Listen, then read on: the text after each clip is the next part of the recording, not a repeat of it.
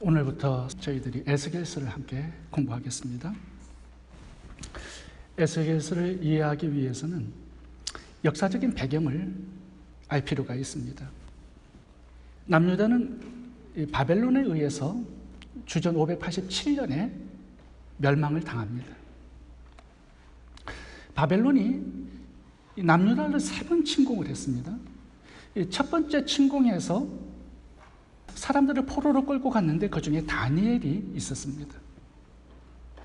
바벨론이 2차 침공을 해서 백성들을 또 포로로 끌고 갔는데 오늘 본문의 저자인 에스겔이 그 포로 중에 있었습니다.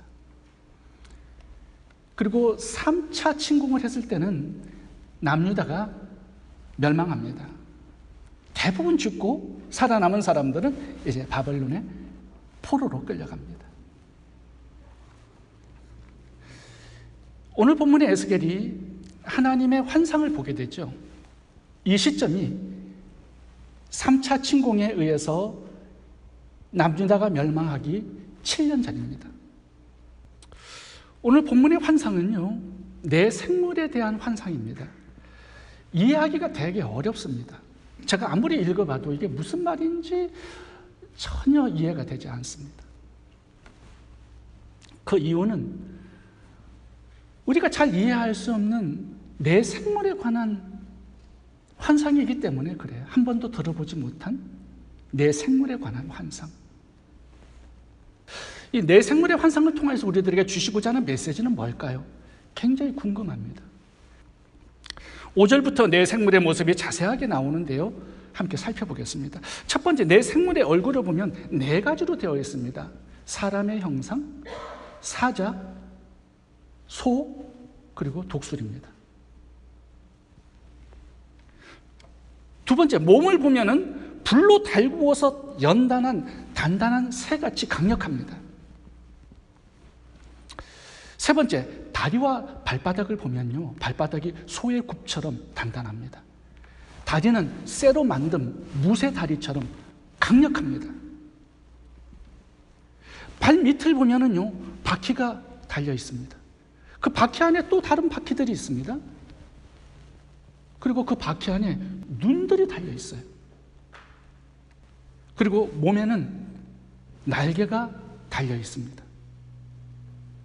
다시 말하면 이 네 생물은 천사들이에요. 천사들 중에 천사장들입니다. 천사장들을 네 생물로 표현을 한 것이에요. 이게 계시록 4장에 가보면 동일한 표현이 나옵니다. 네 생물을 설명하면서 오늘 본문에 본 환상과 동일한 기록이 나와요. 네 생물이 하나님의 보좌 앞에서 하나님을 섬깁니다. 수종듭니다. 계시록 4장을 읽어보겠습니다. 보좌 앞에 수정과 같은 유리바다가 있고 보좌 가운데와 보좌 주위에 네 생물이 있는데 앞뒤에 눈들이 가득하더라. 그 첫째 생물은 사자 같고 둘째 생물은 송아지 같고 셋째 생물은 얼굴이 사람 같고 그 넷째 생물은 날아가는 독수리 같은데 똑같은 모양을 가지고 있습니다. 오늘 본문과 8절, 네 생물은 각기 6 날개를 가졌고 그 안에 주위에는 눈들이 가득하더라. 계시록 4장에 나오는 네 생물이 오늘 본문에 나오고 있습니다. 그 모습이 동일해요. 그렇다면 이 네 천사장을 통해서, 이 네 생물을 통해서 하나님은 우리들에게 무슨 메시지를 전하고 싶어 하는 걸까요? 네 생물의 환상을 우리들에게 보여주는 이유가 뭐예요? 이 환상을 통하여서 하나님은 3가지의 메시지를 주시는데 함께 살펴보겠습니다. 첫 번째는요, 하나님은 자기 백성들을 끝까지 포기하지 않는다는 겁니다. 오늘 본문을 보면요, 내 생물이 주인공 같은데,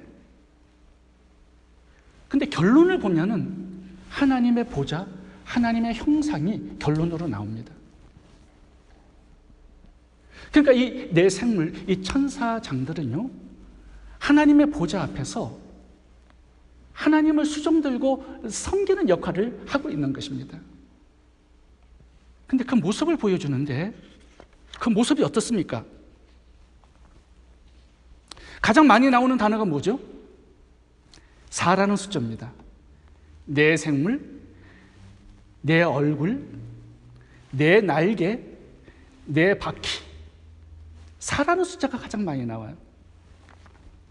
무엇을 의미하는 겁니까? 이게 동서남북을 의미하는 거예요. 온 세상을 의미하는 겁니다. 그러니까 하나님께서는 이 천사장들을 통해서 온 세상을 통치하시고 온 세상을 관찰하시고 온 세상을 주관하신다라는 메시지를 주고 있는 것입니다. 내 생물에는 바퀴가 달려 있고요, 번개처럼 빠르게 운행하고 있습니다. 수많은 눌들이 달려 있어요.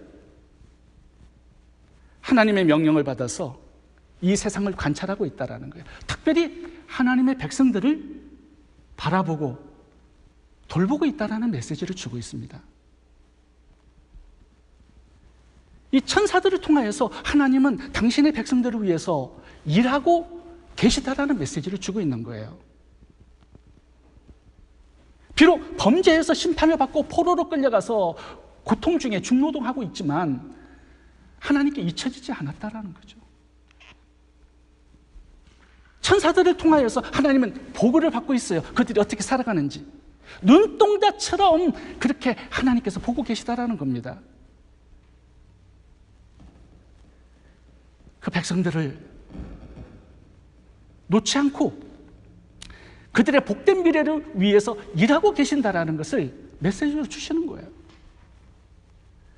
여러분, 히브리서 1장 14절을 보면 천사들은 원래 구원받은 하나님의 백성들을 섬기는 존재라고 말씀하고 있습니다. 열왕기하 19장을 보면요, 아수르 군대가 쳐들어왔어요, 이스라엘에. 하나님께서 천사를 보내서요, 아수르 군사 18만 5천 명을 죽이는 이야기가 나옵니다. 천사 한 명이 18만 5천 명을 하룻밤 만에 죽여요. 근데 오늘 천사가 몇 명입니까? 4명이에요.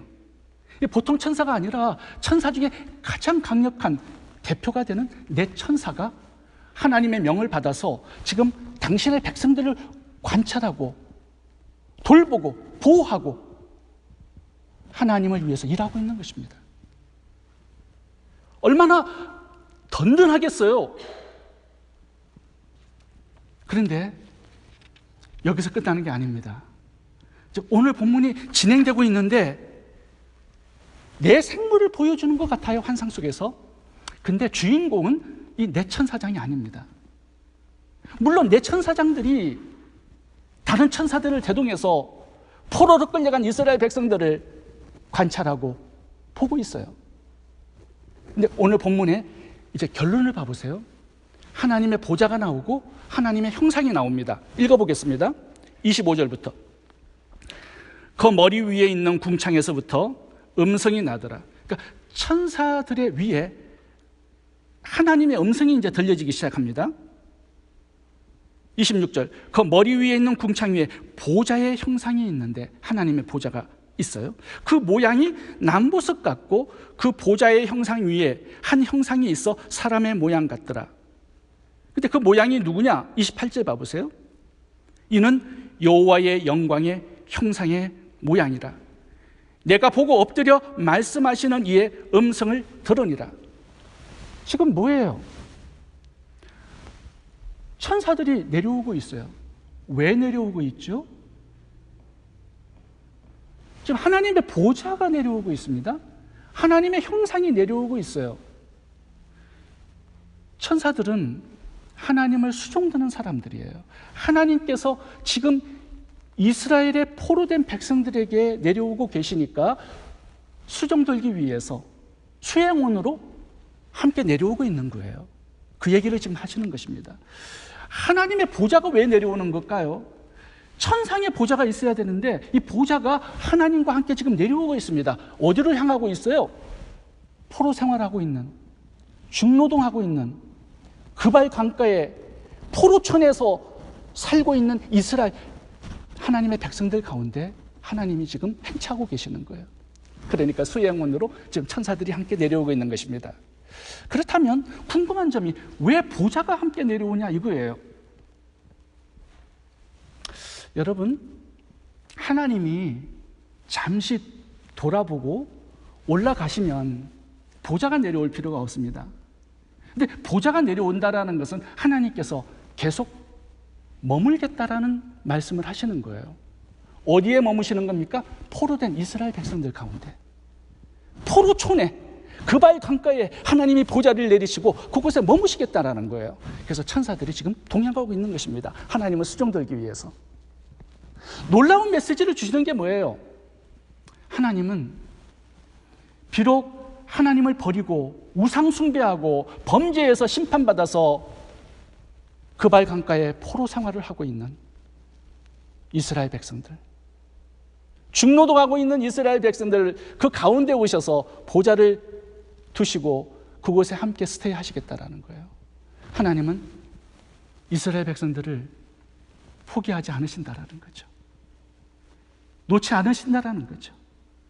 보좌를 틀고 그곳에서 함께 동행하시겠다라는 거예요. 이 메시지를 이 환상 속에 하나님 우리에게 주고 있는 것입니다. 여러분, 광야 40년을 한번 봐보세요. 이스라엘 백성들이 하나님께서 순종해서 살아가지 않았습니다. 늘 하나님께 원망불평하고 반역하고 범죄해서 광야 40년의 생활을 살아가요. 근데 하나님은 어떻게 하셨습니까? 그 백성 포기하지 않으세요. 그곳에 성막을 짓게 해서 그곳에 보좌를 만드십니다. 그곳에 스테이 하셔서 40년 동안 이스라엘 백성들을 끈질기게 놓지 않으세요. 포기하지 않으세요. 돌보고 사랑하고 함께 걸어가시고 동행하시는 거예요. 이것이 하나님께서 오늘 본문의 환상을 통하여서 이스라엘 백성들에게 또 우리들에게 주시고자 하는 메시지입니다. 나는 너희를 끝까지 포기하지 않는다라는 거죠. 범죄하고 하나님을 버려도 하나님이 찾아오셨어요. 사람들은요, 어떤 일을 하다가 힘들면 쉽게 포기합니다. 누구를 사랑하다가도 마음에 들지 않으면 버려요. 포기해요. 그런데 하나님께서는 한번 선택한 당신의 백성, 당신의 자녀들을 절대 포기하지 않으신다라는 거죠. 어떤 죄를 지었든 간에, 하나님의 낯을 피해서 어디로 숨었든 간에 하나님이 한번 사랑하시면 끝까지 사랑하시고 하나님을 선택하시면 끝까지 놓지 않고 포기하지 않으신다는 거예요. 그래서 지금 보좌를 가지고 포로 생활하고 있는 이스라엘 백성들과 70년 함께 하시기 위해서 내려오고 있는 환상을 에스겔에게 보여주시는 것입니다. 여러분, 이스라엘 백성들 포로 생활 5년이 되었습니다. 2차 침공 후에 잡혀간 사람들은. 1차 침공 때 잡혀간 사람들은 15년이 되었어요. 얼마나 질문이 많았겠습니까? 하나님이 우리를 버리셨어. 우리를 미워하고 계셔. 이 포로 생활은 언제 끝나는 거야? 우리의 미래에 조그마한 소망이라도 있어? 이런 질문들을 하지 않았겠습니까? 포로 생활이 오래되면 오래될수록 질문은 많아지는 겁니다. 하나님을 향한 의심이 많아지게 되는 것이죠. 하나님이 우리를 영원히 버리셨어. 우리의 미래에 소망은 없어. 그런 질문을 가지고 있는 백성들을 향한 하나님의 대답이 오늘 본문에 나오는 환상입니다. 천사들을 통해서 너희들을 계속 지켜보고 있고, 심지어 내 보좌를 가지고 너희들 가운데 내려와서 너희들 70년의 포로 생활 동안에 나는 너희들과 함께 할 거야. 끝까지 포기하지 않을 거야. 너희들을 반드시 회복시키고 말 거야. 하나님의 백성답게 살아갈 수 있을 때까지 내가 너희들 옆에 있을 거야. 이 메시지를 주시는 것입니다. 너희가 나를 버려도 반역해도 나는 끝까지 너희들 포기하지 않을 거야. 이 메시지입니다. 여러분, 우리가 남유다 백성들처럼 불순종하고 우상 숭배해서 하나님의 징계를 받을 때가 있어요. 심판을 받아서 넘어질 때가 있습니다. 고난의 생활할 때가 있어요. 그때 우리는 수많은 질문들이 우리의 뇌를 스쳐갈 겁니다. 하나님이 나를 버리셨나? 하나님의 이 심판, 이 징계는 언제 끝나지? 나의 인생에 조그만한 소망이라도 있는 것일까? 내가 버림받았다라고 생각되는 그 절망의 순간, 그 현장에 하나님은 찾아오시겠다라는 거죠. 나를 놓지 않고 포기하지 않고 사랑하신다라는 메시지를 주시는 것입니다. 네가 지금 어느 곳에서 어떤 형편으로 살고 있든지 하나님은 너를 바라보고 계시고 돌보고 계시고 찾아오시고 만나주시고 절대로 포기하지 않으시고 너를 반드시 회복시켜 줄 거야. 이 메시지가 오늘 우리들에게 주시는 메시지입니다. 그래서 낙심하지 말라는 거죠. 하나님이 우리를 포기하지 않듯이 우리도 하나님을 포기하지 않기를 바랍니다. 두 번째, 오늘 환상이 주는 메시지는 언제 어디서나 하나님을 예배할 수 있다는 것입니다.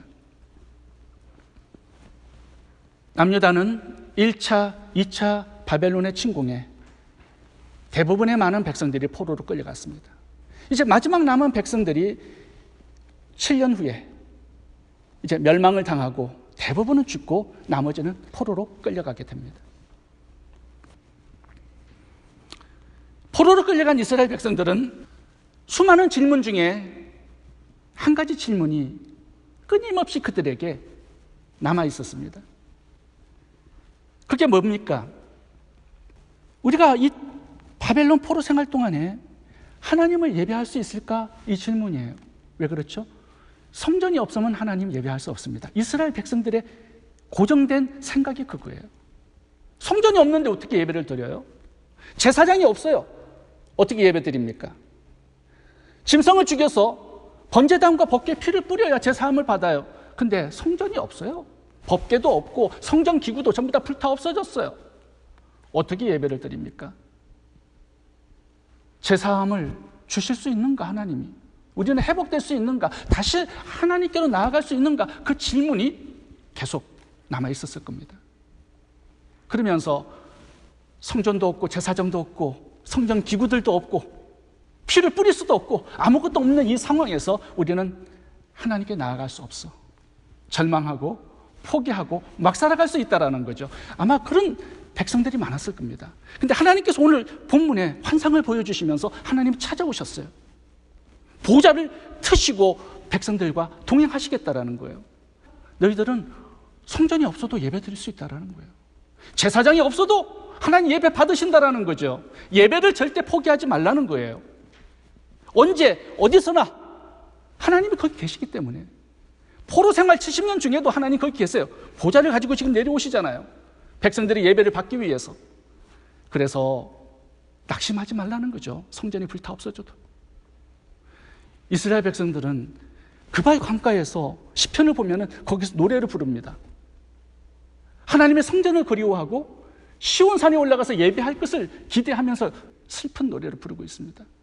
그렇게 하지 말라는 거죠. 왜요? 성전이 없어도 하나님 어디서나 계시기 때문에 어디서나 찬양하면 들으시고 그 예배를 받으시는 거예요. 그러니까 성전이 없는 곳에서도 얼마든지 하나님 예배를 받으시니까 너희들 포로 생활 가운데서도 하나님을 찾고 구하고 찬양하고 기도하고 예배하라는 거예요. 그 메시지를 지금 환상 가운데 주시는 것입니다. 유대인들은 지금까지요, 하나님은 예루살렘에만 계시고 성전에만 계신다는 잘못된 생각, 제한된 생각을 가지고 살았습니다.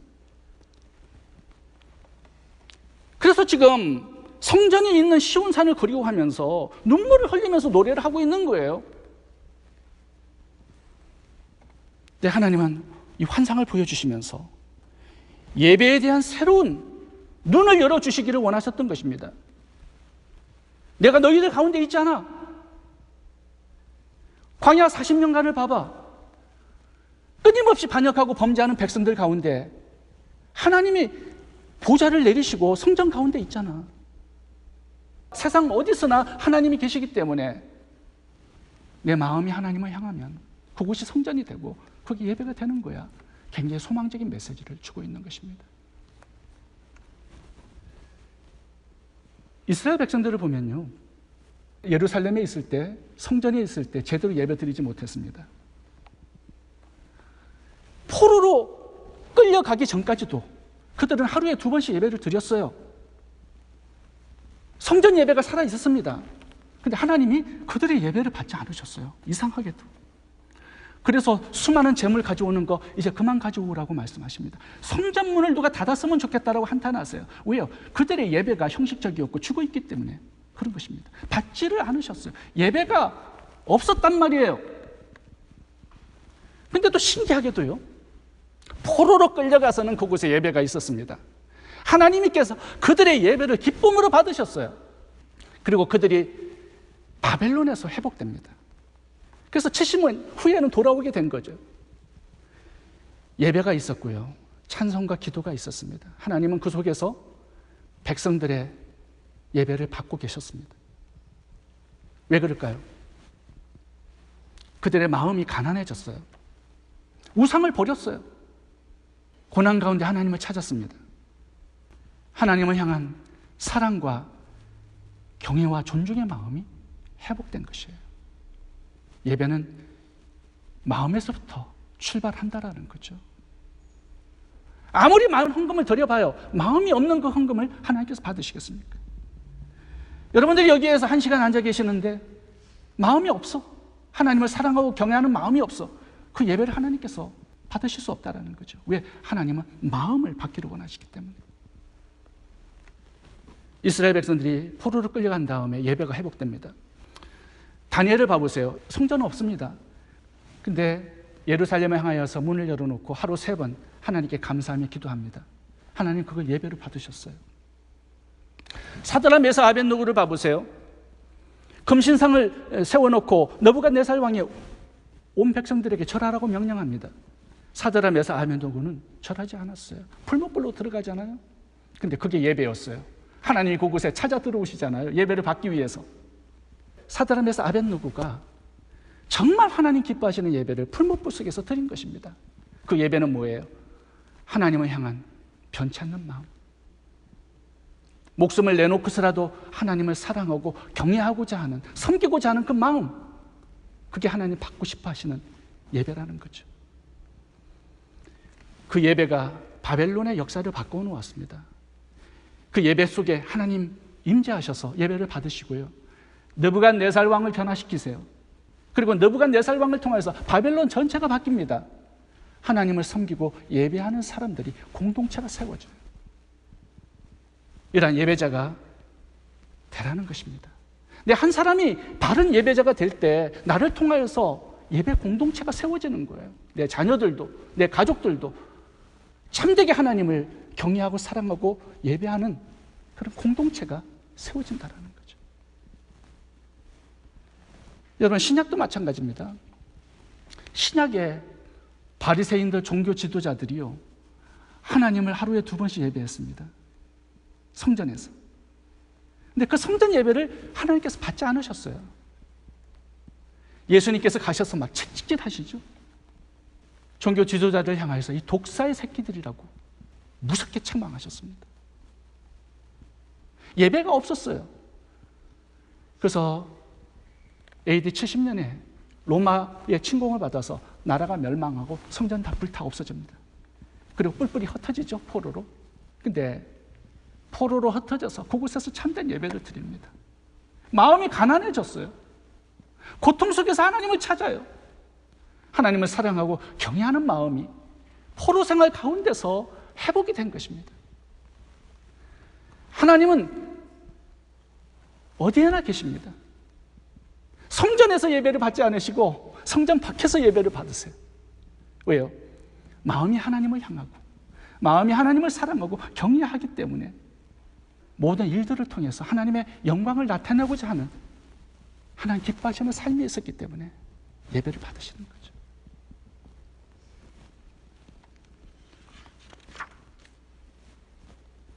다비다가 자신도 가부지만 다른 가부들을 위해서 옷을 지어줬습니다. 병들어 죽었어요. 그런데 하나님께서 찾아오십니다. 참된 예배자였다라는 거죠. 무엇이? 다른 사람들을 섬기는 그 삶이 6일 동안의 삶이 예배였다라는 거예요. 하나님 기뻐 받으시는 예배. 삭개오도 그렇죠. 세리는 예배당에 가서 예배드리지 못했습니다. 죄인이었기 때문에. 예수님을 만난 다음에 성전 밖에서 참된 예배가 드려져요. 가난한 자들을 구제하지 않습니까? 그게 예배라는 거예요. 하나님께서 기뻐 받으시는 삶이라는 거죠. 그래서 히브리서에서 이렇게 말씀하는 것입니다. 오직 선을 행함과 서로 나눠주기를 잊지 말라. 이 같은 제사는 하나님이 기뻐하시느니라. 우리가 많은 선교사님들을 위해서 기도하고 후원하고 있습니다. 우리가 드리는 이 선교헌금도 하나님 기뻐 받으시는 예배입니다. 하나님은 어디나 계시고 무섭지 하십니다. 그래서 언제 어디서나 하나님을 예배할 수 있습니다. 특별히 하나님 말씀에 순종함으로 삶에서 드리는 예배가 풍성할 수 있기를 바랍니다. 기도하겠습니다.